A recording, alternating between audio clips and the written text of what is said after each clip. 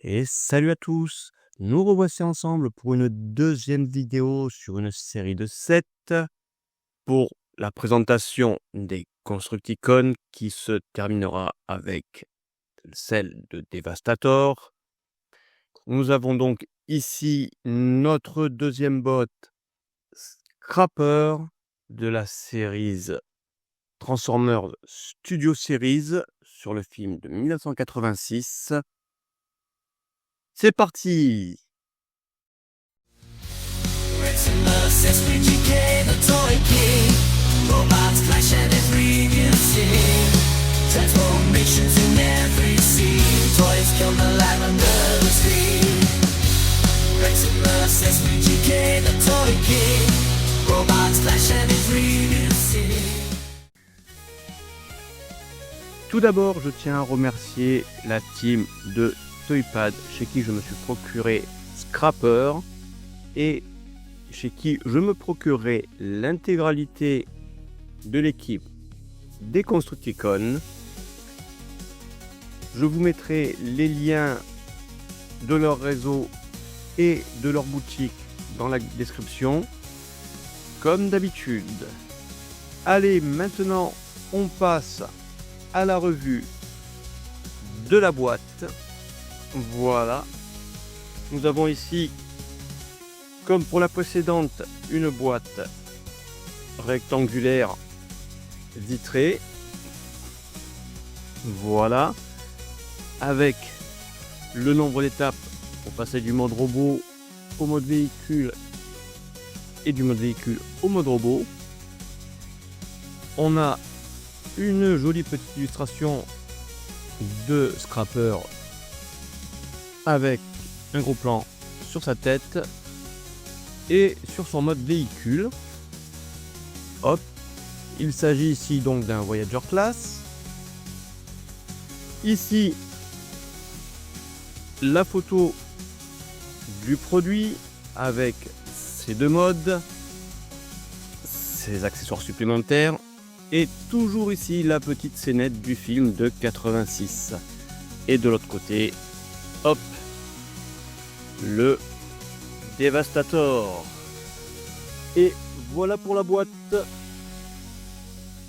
Nous allons maintenant passer à la revue de Scrapper.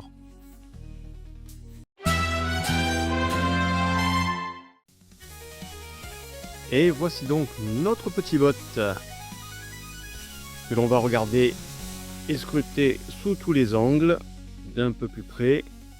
Nous avons donc, pour commencer, la tête avec un magnifique sculpt.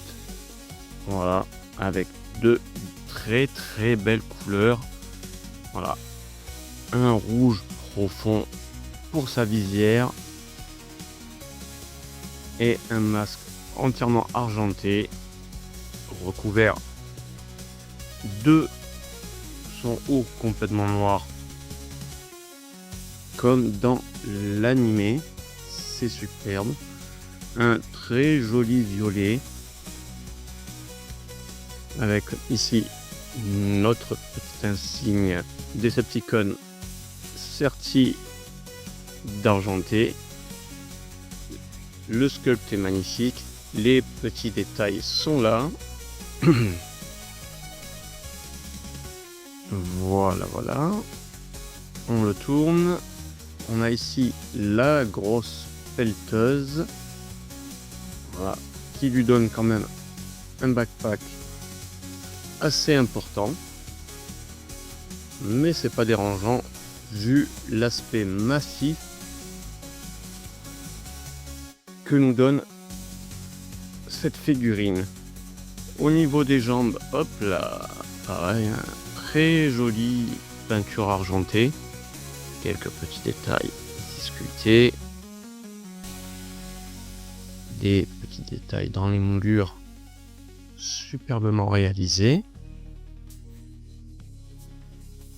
Voilà, des roues énormes avec ici des jantes argentées, très jolies.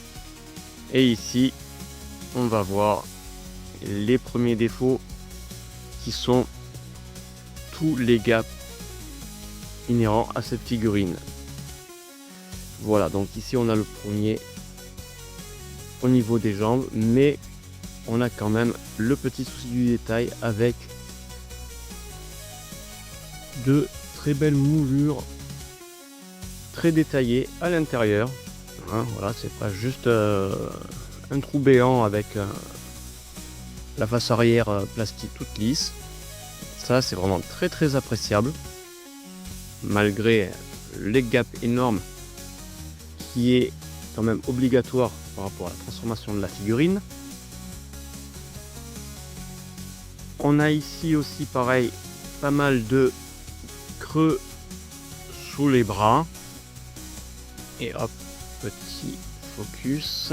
Voilà, mais on a quand même des détails de moulure à l'intérieur, là un peu plus légère. Voilà pour les détails de la figurine. Alors, au niveau des articulations, on a une tête sur ball joint qui est articulée de droite à gauche. On peut faire un 360. On peut légèrement monter sa tête et légèrement la descendre, hein, de par le mécanisme de transformation. Au niveau des bras, alors au niveau des bras, on a ici une articulation à 360 qui se fait un peu difficilement à cause ici des plugs et du peg à l'intérieur des bras qui accrochent, hein. Pareil ici, c'est des plugs et un peg qui sont faits pour la transformation en véhicule, hein, pour sécuriser la transformation. Alors j'ai pu remarquer que l'on pouvait très légèrement tirer les bras pour faire légèrement ressortir, hop, les articulations. Voilà, et on peut voir aussi que il a des charnières qui peuvent nous permettre de lui faire reculer et un peu légèrement avancer le bras vers l'avant. Voilà, c'est vraiment sympathique. Au niveau du biceps, rotation à 360. Au niveau de l'avant-bras, on peut lui plier le bras à 90 degrés vers l'avant et à 90 degrés vers l'arrière. Toujours pareil, chose inhérente à la transformation. Pour ce qui est des points, malheureusement ici on va avoir des points fixes, d'ailleurs un peu comme Bone Crusher, hein, parce que ces points font partie du système de transformation. Voilà, alors on peut légèrement les rentrer comme ça. Hop là, petit focus. Voilà, vous voyez, mais ça sert pas à grand chose. Et tout comme Bone Crusher, au niveau du buste et de la taille, on n'a pas de rotation. On le verra beaucoup plus tard pourquoi. Articulation des jambes, on peut lui faire le grand écart facial et hop, latéral, intégralement vers l'avant et très légèrement vers l'arrière, car nous avons la cabine du tracteur qui nous gêne pour aller jusqu'au bout. Voilà. Hop. Les cuisses, rotation à 360, car monter sur un joint champignon, comme vous pouvez le voir ici. Au niveau des genoux et des tibias, hop, on peut plier la jambe à 90 degrés. Hop, chose rigolote, c'est que malgré que la figurine soit quand même pas mal, je trouve qu'il y a quand même pas mal de grosses disproportions. J'aurais peut-être imaginé que, vous voyez, on a l'impression que la pliure se fait, voilà, on dirait qu'il y a des petits tibias, petites jambes, quoi. Et des cuisses vachement longues. Je sais pas pourquoi ils auraient pas fait, vous voyez, par exemple, histoire d'avoir une double articulation au niveau des genoux, ici, voilà. Cette partie-là représente un peu le genou. Mais bon, c'est pas grave, hein. C'est... Voilà. Donc, on a un focus 90 degrés. Et ici, pour les pieds, hop, on peut carrément aller à 90 degrés aussi pour les pieds, comme ceci. Hop, voilà. Et on peut légèrement, voilà, faire pencher les pieds vers l'avant, comme ceci. Et c'est à peu près tout pour les articulations. Voilà. Donc, cette figurine est une figurine de classe Voyager qui ne vient pas sans ces petits accessoires. Nous avons ici, hop là, son blaster, voilà, qui est assez simple hein, dans l'ensemble. Voilà. D'un côté et bien sûr des petits creux de l'autre. On ne change pas les choses qui marchent. Hop là, voilà. Blaster que l'on peut lui mettre, hop, dans ses paluches, voilà, et qui sont compatibles avec les effets de tir. Hop, magnifique. Au niveau du rangement du blaster sur la figurine, on ne va pas avoir trop de choix. J'ai un peu cherché de partout et la seule chose où j'ai vu qu'on pouvait le ranger, c'était ici, sur la grosse pelle. Vous voyez ici on a, hop là, et ben décidément le focus il n'en fait qu'à sa tête. Ici on a un petit plug et vous voyez ici le trou sur le blaster. On va pouvoir, hop, le fixer comme ceci. Voilà, quelque chose de bien propre. Et on va voir maintenant le deuxième accessoire qui n'est pas des moindres puisqu'il s'agit d'un second blaster et d'un troisième blaster entièrement violet cette fois-ci. Vous l'aurez deviné, il s'agit ni plus ni moins que du gros flingue de Devastator. Voilà, mon scrapper a hérité, qui nous vient donc ici en deux parties et que l'on peut faire tenir à scrapper de cette manière-là. Voilà. Hop. Voilà, voilà.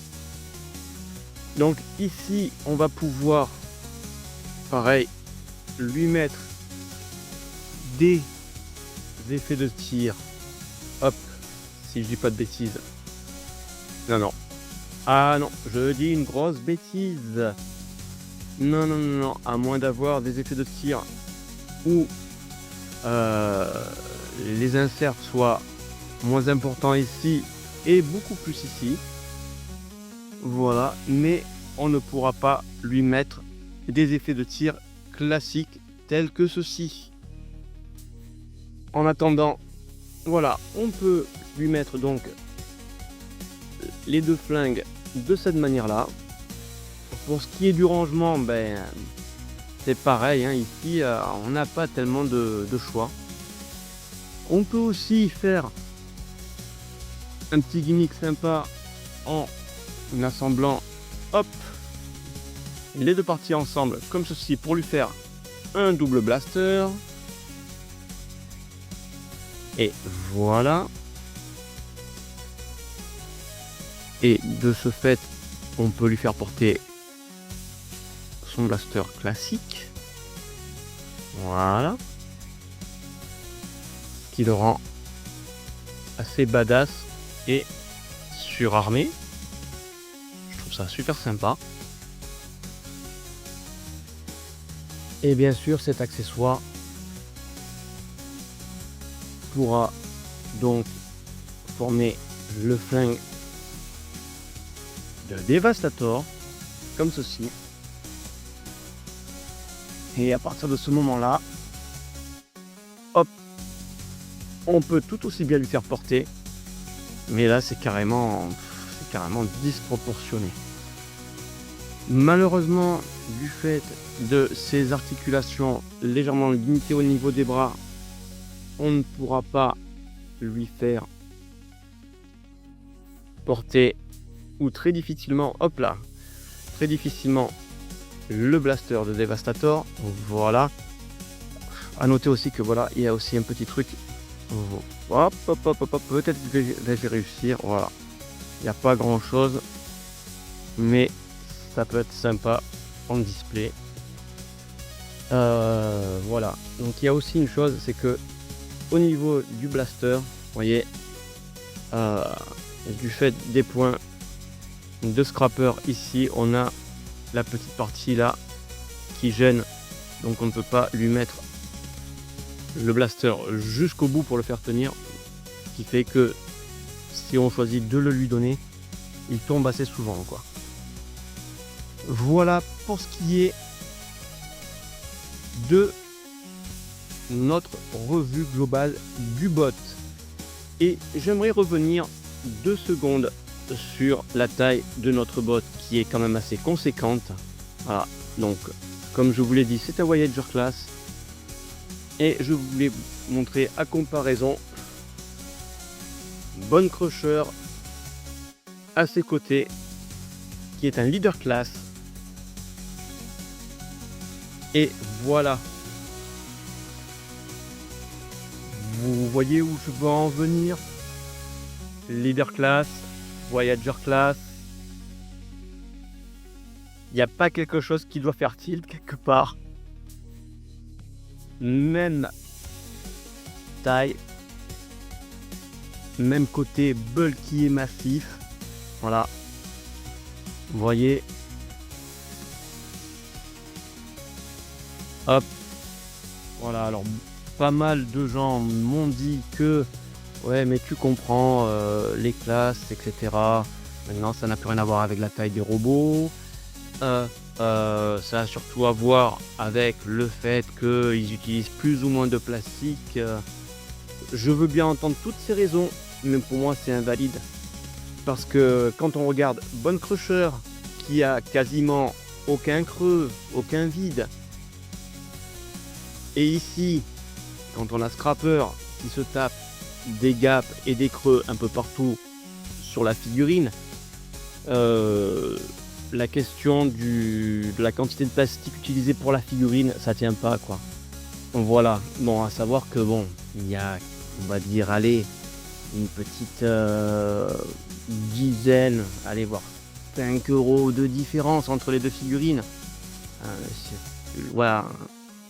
Dans ce cas, vu la taille des figurines, et je me doute pas que les autres figurines vont être tout aussi massives, hein. Voilà, donc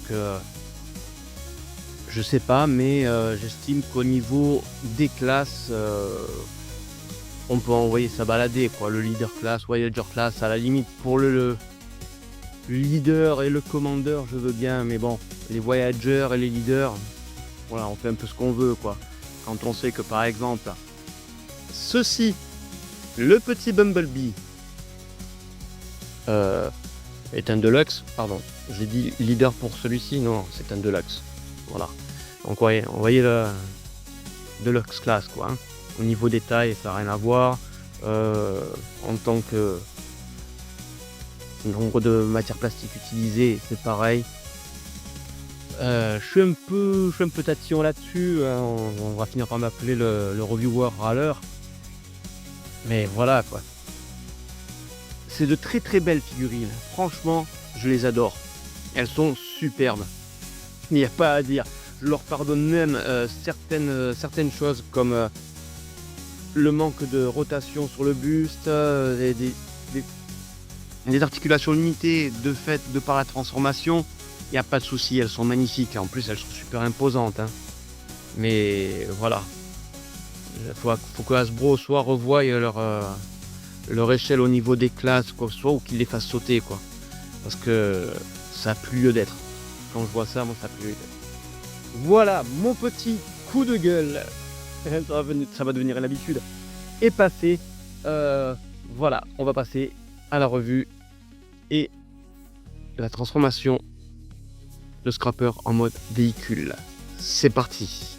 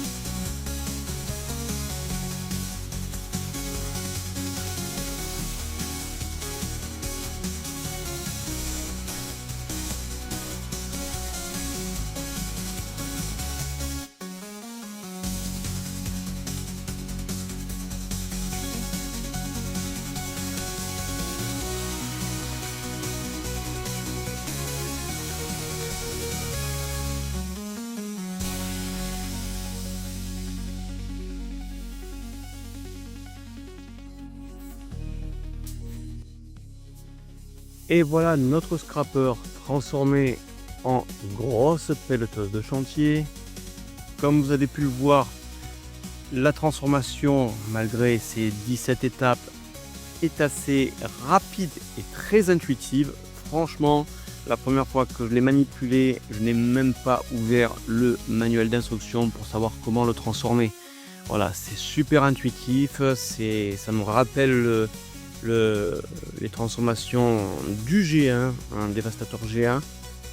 Voilà, c'est tout simplement une superbe figurine, super facile à transformer, très...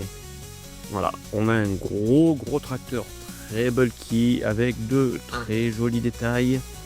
Voilà, on a sous l'undercarriage un truc parfait, très clean. Voilà, c'est tout bête, c'est tout simple et c'est pour ça que j'adore pour l'instant ces figurines des Constructicons. Elles sont fidèles à la G1.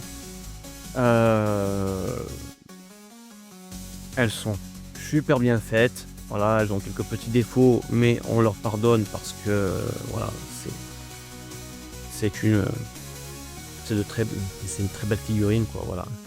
Et je pense que le Dévastator à venir va être massif et super classe. Voilà. Donc, au niveau des sculpts et tout, c'est superbe. Il n'y a rien à dire. Hein. C'est la petite cabine ici avec des petites touches de violet. Voilà. On voit de part et d'autre quelques parties violettes du mode robot. Voilà, sans plus de trucs. Voilà, ici le petit détail. Hein. Voilà, comme je disais, les gaps ici, ça aurait pu être plein, mais bon, ça va.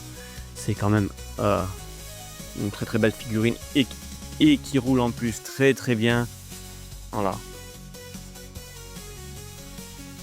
C'est magnifique. On peut, au niveau des articulations, hop, relever la pelleteuse. Alors faire attention ici, parce que lorsqu'on relève la pelleteuse, voilà, la pelle a tendance à entraîner le petit loquet qui sert à fixer la transformation. Hop, voilà. Mais on a, vous voyez, au niveau de l'articulation de la pelle, on peut même aller jusqu'à lui. Hop. Allez, on va retirer le loquet. On peut aller très loin comme ça. C'est super. Hein. Voilà. On pourrait même presque jouer avec dans un tas de sable pour faire des châteaux de sable, etc. C'est oui, je parle d'expérience. C'est magnifique.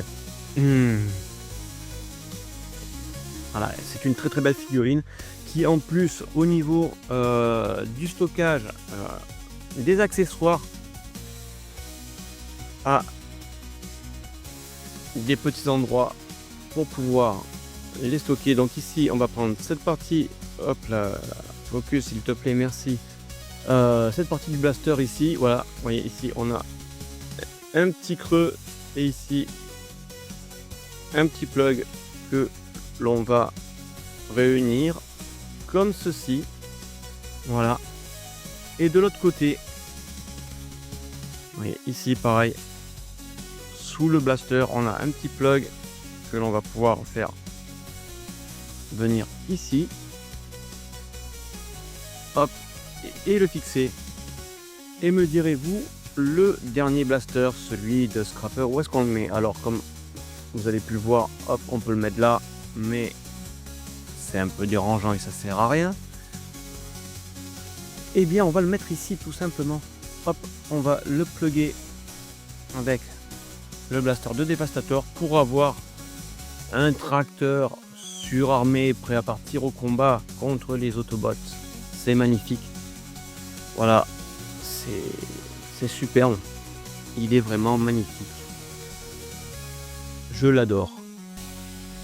On va maintenant le comparer à Bone Crusher, donc en mode véhicule. Bone Crusher que voici, vous voyez, il est vraiment aussi énorme que Scrapper, qui laisse présager quand même un Devastator assez massif, assez bulky. Voilà, j'ai vraiment hâte de tous les réunir pour pouvoir faire le Devastator et pouvoir jouer un peu avec, voilà, mettre dans différentes poses. C'est vraiment de très très belles figurines, franchement, sur cette gamme là. Autant il peut y avoir des ratés, etc. Mais là, pour ce Studio Series, c'est pour moi un petit bijou. Voilà. Même avec ses petits défauts. Hop. Donc on parlait de Devastator. Et donc notre Scrapper fait office de pied droit.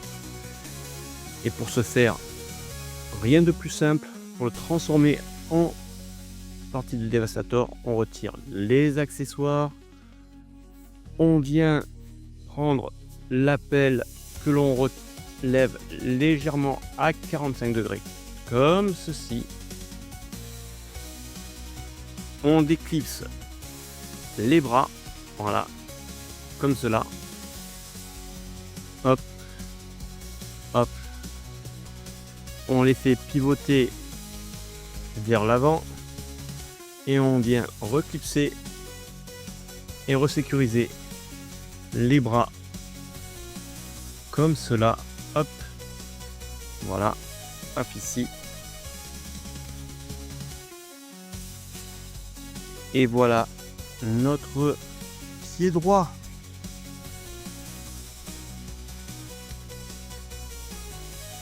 Pour le rangement du blaster, eh bien on a ici d'un côté et de l'autre des petits emplacements, donc on peut le mettre dans un sens comme ceci ou dans l'autre sens comme cela.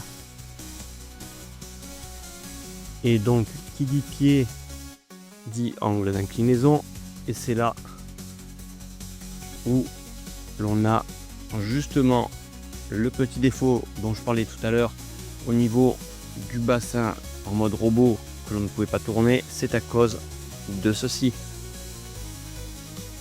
Voilà. Le milieu du véhicule est monté sur ratchet et voilà. Donc vous voyez ici on ne peut pas avoir justement Oui, hop, je vais montrer de plus près si je peux arriver à faire. Hop, je vais essayer de décaler la cabine. Hop, ça va être un peu compliqué. Donc bref, ici vous voyez, on a un petit trou dans lequel il y a une vis, donc on ne peut pas avoir de rotation du buste en mode robot, de par l'ingénierie que demande l'inclinaison du pied. C'est peut-être de là que vient la nomenclature de Voyager Class. Ouais. On peut essayer de trouver des excuses. Mais en tout cas, franchement, c'est dingue. Et j'ose même pas imaginer le poids que doit faire Devastator une fois les 6 Constructicons assemblés, quoi. Ça va être une dinguerie. Donc je comprends aussi que au niveau du poids, le scrapper il est quand même assez lourd comparé à Bone Crusher. Bone Crusher il est une chouille plus léger, vous voyez. Donc on va dire que c'est quand même ça qui va soutenir la masse de Devastator. Donc je comprends un peu quelque part, je peux comprendre sa désignation en Voyager. Allez, on va être magnanime. Non, en tout cas, franchement, voilà, c'est vraiment une très belle figurine. Mode robot, mode pied, mode véhicule. Ça va être mon premier combiner vraiment massif, quoi. Rien que ça. Alors oui, je sais qu'il y a des super combiners. Il y a le Devastator de Combiner War, hein, bien sûr, de la gamme Combiner War. Il y a aussi les third party aussi qui ont sorti une flopée de Devastator et de Constructicon. Qui reste quand même assez onéreux en termes de prix, car la qualité, il y a autre chose que du plastique. Il y a du plastique, il y a aussi du plastique, du métal, enfin voilà quoi. C'est des figurines un peu plus hautes en qualité, mais là, pour une série classique entre guillemets officielle, c'est quand même pas mal, quoi, hein. J'avoue, c'est vraiment très bien. Et ben écoutez, voilà pour cette petite revue légèrement plus longue que celle de Bone Crusher, hein, on va dire. Sur ce, j'espère que vous avez aimé cette petite revue un peu longuette. N'hésitez pas à me le dire dans les commentaires, à me le faire savoir en me lâchant un pouce en l'air. Si vous n'êtes pas abonné, abonnez-vous. Si vous êtes abonné, n'oubliez pas la cloche des notifications. Et sur ce, je vous dis, passez de très bonnes vacances. Faites attention au soleil, hydratez-vous. Passez une bonne journée, une bonne semaine, un bon week-end et à la prochaine. Ciao.